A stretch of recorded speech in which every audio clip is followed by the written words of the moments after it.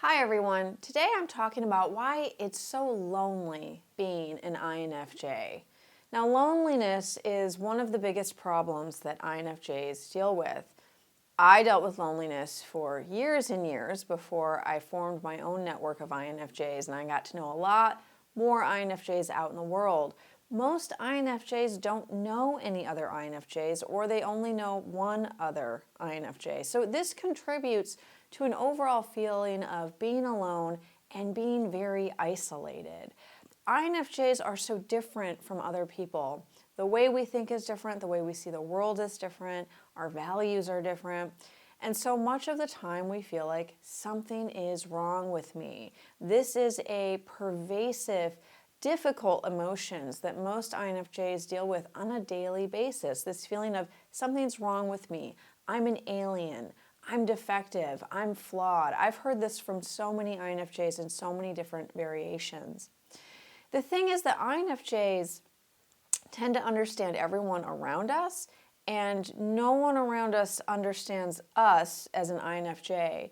We observe everyone. We see why people act the way they do. We put together the pieces of behavioral patterns, psychological patterns. So we can see, oh, I see why my friend is making that choice. It's a painful choice. I wouldn't make that choice. It's going to end up in disaster. But I can see why she's making it, taking into account her background, her experiences, the way she sees the world, her desires, all of that packaged together. I can see why she's making that choice. So INFJs tend to have a lot of compassion for other people. We tend to be very accepting and non-judgmental of other people's choices. If we are an undeveloped INFJ, maybe a little bit younger in years, we tend to assume as well that other people approach the world this way and that other people can see these motivations that are going on underneath the surface psychologically. Other people really can't. And a lot of times we forget that. So most other people see someone making a choice, they don't understand it, and they judge it or they condemn it. For INFJs who have such a complicated decision-making process, and because we use our intuition so strongly in our decision-making process, it can be very difficult for us to explain why we're making a certain choice, why certain things are important to us, how we're getting an intuition about something and we just feel like we have to do that thing or we have to go into that direction.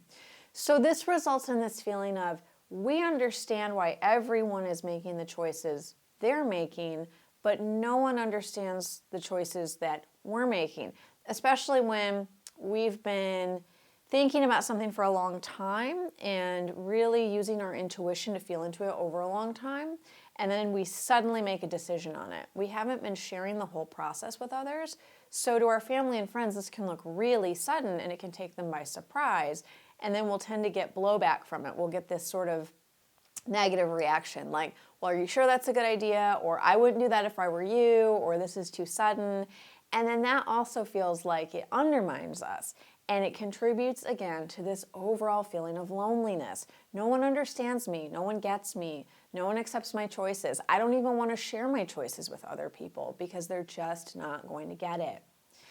Added to this is the fact that INFJs are sensitive on all levels. We are emotionally sensitive. We're physically sensitive. We're mentally sensitive. Our nervous systems are sensitive. Our spirits are sensitive. So when we feel like someone else doesn't understand us or is criticizing our choices or second guessing us, that has a really detrimental effect on us emotionally, and it's a really damaging effect on our self-esteem. It damages our relationship with the person. It makes us want to close down, withdraw, not share anything with them, and distance ourselves even more. Sadly, this is a cycle that happens over and over again in relationships for INFJs, so we end up feeling so incredibly alone. The last thing I'll say, one of the last things I'll say, is that we are extremely unconventional thinkers. INFJs do not think like other people. We have different levels of what we will tolerate and different levels of what we will entertain. A lot of the time, we are very interested in ideas for ideas' sake. We are not emotionally attached to the ideas, and we don't hold an emotional charge around the idea. We like to think about different philosophical arguments. We like to think about different abstract life theories. That's really interesting to us. When other people bring like an emotional charge to it, or are very judgmental and are sort of emotionally evaluating the ideas, this can also be hard for INFJs, because INFJs really love to talk about their ideas with others. They love to enter into an exchange, a neutral exchange of ideas, not an argument, not a conversation that's full of conflict and that's getting very heated and people are getting upset. That does not work well for the INFJ, and we really don't like that. We really like a fair and equal conversation where both parties are neutral. We're just exchanging ideas for ideas' sake. This can be also very hard to find in the mainstream population because most people don't think this way. Most people don't work this way. The last thing I will say is that most INFJs tend to have sort of PTSD type trust wounds from past experiences of not being understood or being rejected. This might have been a bullying experience in school that was a one-time thing or that went on for many years. This might be experiencing betrayal many different times in intimate relationships. This might be a narcissistic parent. Whatever it is, INFJs usually have these PTSD type trust wounds around being misunderstood, not being seen, not being heard, having our boundaries violated, and being rejected or not respected. So this causes us to have a very hard time forming new relationships and forming new bonds with people. It takes us a long time to form a trust bond with someone, sometimes over a period of years even.